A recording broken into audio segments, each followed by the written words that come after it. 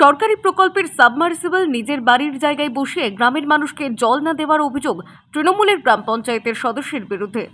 চৈত্রের তীব্র দাবদাহে জলের দাবিতে গ্রামের রাস্তা অবরোধ করে বিক্ষোভ গ্রামবাসীদের।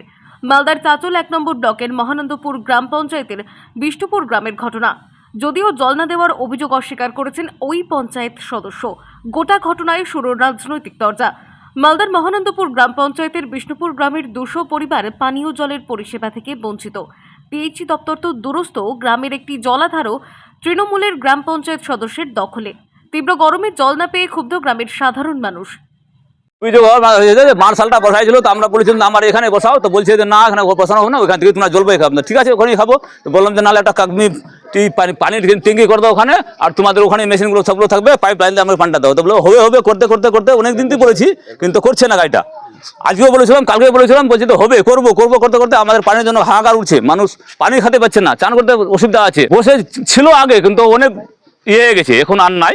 এখন নিজের বাড়িতে বসাইছে, আগে ফের নিচের দিকে পানির লালাগুলো খুলে দিয়েছিল, এখন বন্ধ করে দিয়েছে, এখন উপরতে দিয়েছে। তো উপরের জন্য তো এখন আর কেউ যাচ্ছে না, নিজের বাড়িতে করে দিয়েছে, সরকারি মার্শাল নিজের বাড়িতে করে দিয়েছে।